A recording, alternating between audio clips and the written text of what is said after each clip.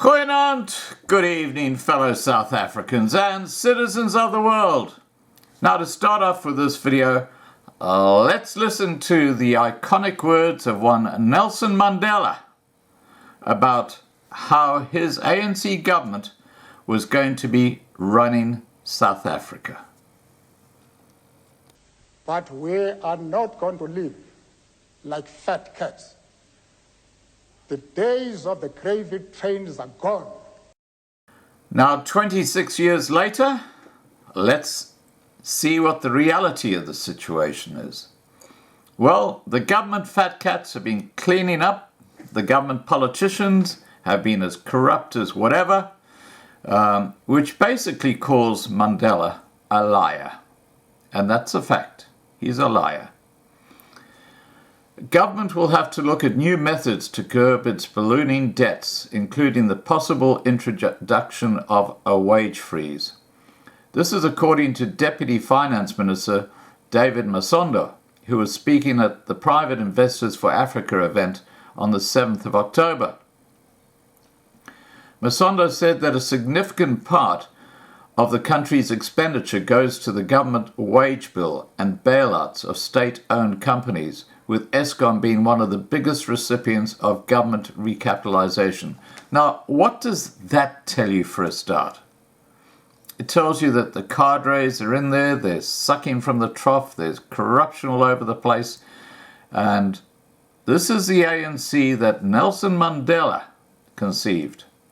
He failed, because clearly, in his opening gambit in this video, hasn't gone the way he suggested. Masondo said that a significant part of the country's expenditure goes to government wage bills and bailouts of state-owned enterprises, with Eskom being one of the biggest recipients of government recapitalization. He said these bailouts have become unaffordable. Therefore, we have to bring in private sector participation and ensure that state-owned enterprises that remain in public hands become commercially viable and rationalize some of them. Now, isn't that against the whole concept of socialism? Privatizing? And who'd want to buy one of these state-owned enterprises when you've got BEE locked in, which is Black Economic Empowerment? Why would you want to even go there? Because it's like running a 100-meter race with a wooden leg. Good luck. And that's basically what it is. Anyway, he went on to say, we also have to look at wage freezes, starting with us public office bearers at all levels of the state if we're seriously going to tackle our looming fiscal crisis. Well, it's too late. Moody's, I would suggest, are going to degrade the rand to junk in a couple of weeks' time. And then you will have no choice but to freeze labour wages in government. But not only that, you're probably going to have to kick out about half the people who are sitting there behind their desks doing nothing and just picking up a paycheck every Friday.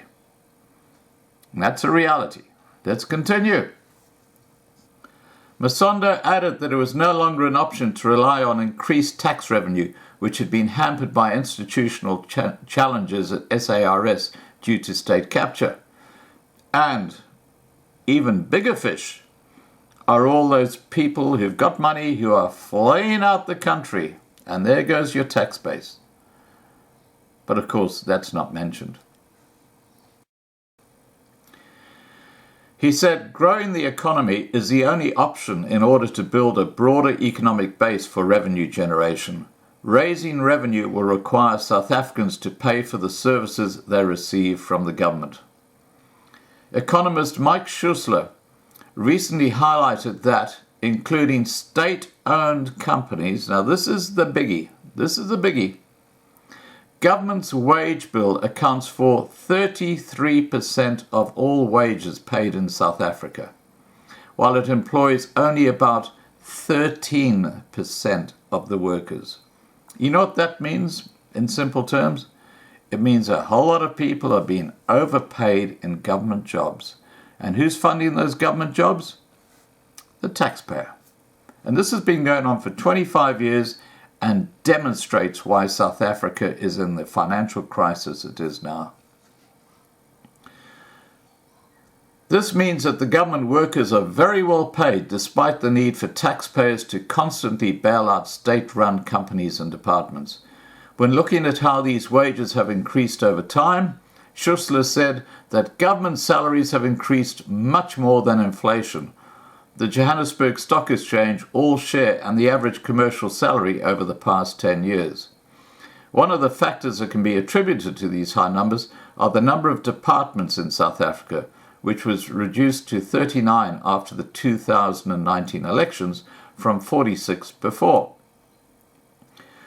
According to Public Service and Administration Minister Senzo Mkhunu, the chopping and changing of departments is one of the causes of high wages in government, noting that every time Cabinet is restructured, the number of support staff need to be increased to help administer the changes. Well, quite honestly, that's a load of BS. We're talking billions and billions of rands in wages, and those changes would be just a tiny percentage of that. But let's not get our head off the main game here. Of the 39 government departments, 31 spend more than 30% of their compensation budgets on support staff, when this number shouldn't be higher than 20%, he said.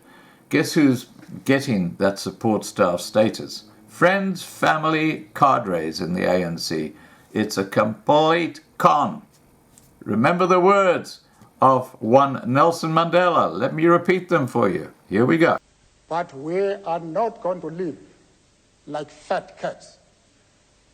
The days of the gravy trains are gone.